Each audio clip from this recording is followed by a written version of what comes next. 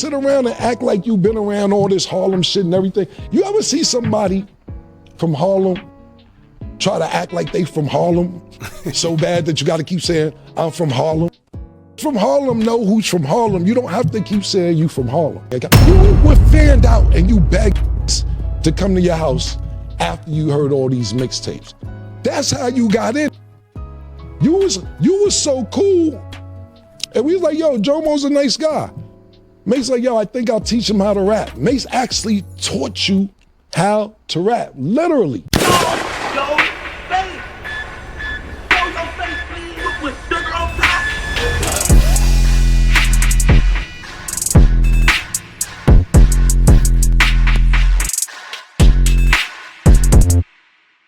Alright, y'all. Now, like I told y'all before, I don't know why Jim Jones decided to bother two of the most pettiest celebrities there is in the game. Because, you know, between 50 Cent and Camron, I don't know who's worse. Right? That's why when they had their little beef back in the day, it was entertaining because 50's the type that he's not going to stop until he destroys your career. As we've seen with Ja Rule. But also, Camron has always been the funny, arrogant, outlandish guy when it comes to the music industry. So to have both of them have a problem with you at the same time, it wouldn't be in your best interest, man. However, Jim Jones did an interview recently with Justin LeBoy, and when he was asked about how he felt seeing Camron and 50 Cent come together to do an interview and his name being mentioned, he told 50 and Camron to get off his you-know-what. Now, to all of our knowledge, we know that Cam and Jim had tension in the past, but we thought they were cool because we seen them come together and perform songs together, do reunions, and even do the verses against the Locks. So it would come as a surprise when Jim would say what he said about telling them to get off his you-know-what. Now, 50 Cent replied and basically stated that Jimmy had snitching allegations attached to his name after he would bring up the transcripts involving Jim Jones, a part of 6ix9ine's case, where he could be heard giving orders to super violate 6ix9ine. Nothing ever came out of that situation, and some people may believe that Jimmy may have went out bad. It's never been any real confirmation though, but of course, it's always going to be an allegation no matter what until the air is properly cleared. Now, everyone was waiting for Camron to respond, but he was on vacation. But that's up until today. Camron took to his podcast, It Is What It Is, to respond to what Jim had to say, stating that Jim isn't even really from Harlem, and he says he's cool with everyone that put hands on him, and a whole lot more. Now, 50 Cent made a post via IG responding to what Cam said, as 50 would repost the clip and caption it saying, quote, "Individual one, I mean Jomo, Jimmy, you better holla at Cam privately and chill out." So we're going to get into what Cam had to say, but before we do, make sure you hit that thumbs up button so we can get this video into the algorithm. And if you're not subscribed to the platform already, make sure you do so now. Let's get into it. Listen, I'm going to address a couple things because we've been on vacation and a lot has been talking since I was on vacation. We're going to start with Jomo. We'll start with Jomo. And you are a guardian angel and designer. What the fuck is you talking about, man? You are from the Bronx, bro. You are not from Harlem. Why do you keep thinking that you are from Harlem, bro? You are not from Harlem. I did not grow up with you, man. I did not grow up with you. Contrary to what you believe, I did not grow up with you. You are from the Bronx. Did your grandmother live? Did your grandmother live in Harlem? Yes. Did you come see her? Yes. Did I see you time to time? Yes. I did not grow up with you. You talk about... You know what's crazy? To now see all this come out. Like, even though, like, if you from back in the days, you know, it was Jim, Dipset, Camron. They was like, you know, you couldn't separate the two. But to hear all this coming to fruition where he says we didn't even grow up together. But being a fan of hip hop, you really thought that they were like, you know, guys that grew. But then again, if you do know hip hop, you did see Cam with Mase first. You seen him with McGruff, Cardan, Big L. He'll probably get into that. Let's see. Now that's where this all. I would have left it alone. I would have left it alone. But listen, do you remember how we met? Pause. Not met. How you got cool with us? This is how this started. I want y'all to go Google Camron 1995 freestyle.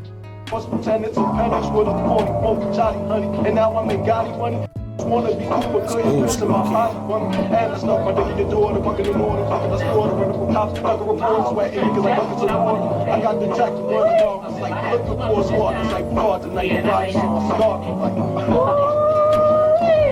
You don't make it a habit, G, or I'ma extinguish two in your cavity. Cause where I'm from is like a ghost town, we packing total clown around. As a kid, the blown crown, doggy, you think the way you stay is growing. If you lost right now, you know, for the kids that's new, this is Children of the Corn. That was, if I'm not mistaken, but that was the group that Camron was a part of before, you know, the whole Dipset movement and what we know him to be now. I make your block hotter than that state that coffee flavor. Yeah, now go Google Mase, Camron, Cardan, DJ Clue.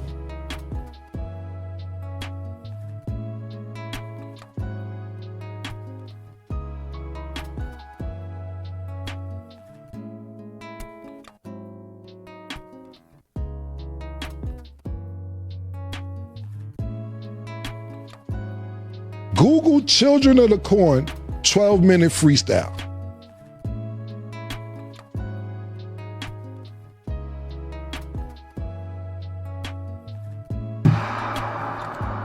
Why are we going to Jomo's house?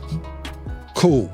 One day. All right, y'all. So I had to mute all that because we didn't want to get copyrighted. But this is him explaining how him and Jim actually got cool. And check this out. I'm leaving Mace house on the west side, going back to the east side. I stopped at Jomo's house. His grandmother died, God bless her dad, and he had a free crib. So yeah, I would bring some over there sometime. A little crack maybe.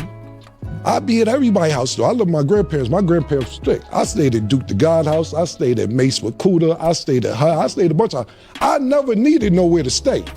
You act like was on your couch. You was a fan. You begged us. You were a fan. Damn. A fan. We didn't grow up with you. I am from 140th and Lenox. I am from NFL. Up the block was 40 Wolves. Lou Simpson's on 142nd Cross Square. D. Ferg on number 8th Avenue. I don't see you around none of this. Shout out to my what's the Final Four Billy and them you started. You're not from none of that. So you can sit around and act like you've been around all this Harlem and everything. You ever see somebody from Harlem try to act like they from Harlem so bad that you gotta keep saying, I'm from Harlem? From Harlem, know who's from Harlem. You don't have to keep saying you from Harlem. Right. So that's first and foremost. All this, yo, is on your account. You were fanned out and you begged to come to your house after you heard all these mixtapes. That's how you got in. You was so cool. And we was like, yo, Jomo's a nice guy. Mace like, yo, I think I'll teach him how to rap. Mace actually taught you how to rap. Literally. He taught you how to rap. You'll say it. Matter of fact, bring up the clip. Mace helped me actually learn how to rap. Mace taught me how to rap. Mace actually showed me, he was the first person to show me how to rap. Mace actually sat me down and showed me the magic to rap. We taught you how to rap, nigga. How you ran the whole organization. How you made Diplomat. Yeah, you ain't make none of this stuff. You was a fan. I put you down because you had a free crib and you was a nice guy. That's how you. Now, Yo, so to break it down, so some of y'all may not know what free crib is. It's like a New York thing, but pretty much he's saying that he has somewhere to stay, but his grandparents was very strict. So he couldn't do what he could do at Jim Jones' house. So of course he gonna stay at Jim Jones' house and do whatever he want because he can. And it's funny because I listening to this story, I get it because I did the same thing with my aunt. Shout out to my aunt, Aunt Mary. But I did the same thing with her. She lived in the Bronx at the time. You know, my cousin, he always had the free crib because Mary wasn't there. But even when Mary was there, she didn't care. So I was always in the Bronx living my best life. You could bring girls, chill, as long as you don't violate. So I guess that's the situation with Camron. He's saying his grandmother passed away, God bless her soul. And after she passed away, he pretty much had the free crib. So he was bringing everybody to the crib. Well, girls at least. And I could identify with that because like I said, I did that myself. It's just crazy, but he said that's why he was sleeping on his couch. to the next point. This all started because I asked 50 Cent a question. Cool. I thought it was cool to ask 50. This happened 20 years ago, however many years ago. I thought it was all good. I had no problem thinking, yo, okay, he tricked out their spot, came to the spot. I know 50 said it, and they went under, you know, he was funny. I thought it was funny when he said it. But I didn't think it'd be a big deal because you make up with every nigga that put hands on you. Damn. Damn, look at me. But I see Look at me. the pattern now. If niggas Look at me. don't agree to disagree with you and don't want to take it that route because they got some genuine love for you, you keep going on and on and on. Every nigga that put hands on you or you get told takes you cool with them. I see you with C Gutter. Damn. Junior Mafia, cool. I see you taking pictures with True Life. Damn. It's cool. Me and DC, y'all having sit downs to work out. Gunshots was let off with that. I ain't gonna lie. When he said that, I'm like, all right, Cam, you know, you're not really supposed to put that out there. It's one of those situations where if you know, you know. But he brought it to the main surface. But I don't know. Y'all having sit downs to work it out. You tried to chase French Montana out the game. That ain't work out. Y'all got cool. So cool that you go to his video shoot. Pardon me, not his video shoot, his movie. You're sitting in the crowd watching the premiere, and they dissing you in the movie. Crazy. You in the movie getting dissing. You gotta eat it. Shit, just sitting in the crowd. Nah, nigga, they dissing you in the movie that you went to go see, bro. You ever wonder how you met Mano? Ask him how he met Mano. Mano gonna downplay because they cool now. He tried to press Mano one day because Mano first came out. He had a little record where he was saying, dissing the rappers. I don't know, he's dissing. He said name. So Jim Plus see Mano one day and was like, yo, what's up with all that saying my name? Man said, who the you talking to? Oh, you think I wanted that? You out your mind? Now they the lobby boys. Every that do something to put pressure on you, you sit there and work it out. But when you got a little genuine heart. Alright, so I think it's a little more, but I know that's pretty much what we was able to capture from it. I'm gonna leave a link pinned in the comments, so if you want, you could check out the full interview without hearing us talk on it. Not even so much as interview, but them just talking about everything that transpired. Yeah, crazy. Like I said, Cam and Jim, they've been having problems. They have like this annual thing where they always go at each other when everybody thought that they was cool, right? But it's always some behind the scenes things going on between them. It's never really with Jewels or whatever.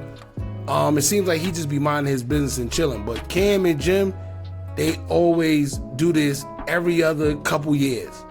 I don't know what it is, man. But Jim, let's see what he says. Let's see what he responds. He pretty much probably not even gonna say nothing. He's probably gonna keep it off social media. That would be his best bet. He did start this, so yeah, it just is what it is. You knew how Cam was gonna. Yeah. Anyway, well, you know what the funny part about this is? He said that Jim Jones get cool with everybody that put hands on him or have a problem with him. You know, which is crazy. But when Jim was doing the Justin LeBoy interview, the only thing I could think about, because he was, you know, he tried to be a little tough, but I don't know. I don't know Jim Jones. I can't say he ain't or he is. I don't know. That's none of my business. But the way he was talking. And if you from back in the days and you remember him going through what he went through with True Life, it's like, damn, man, how you act like this knowing that True Life is still out there, you know?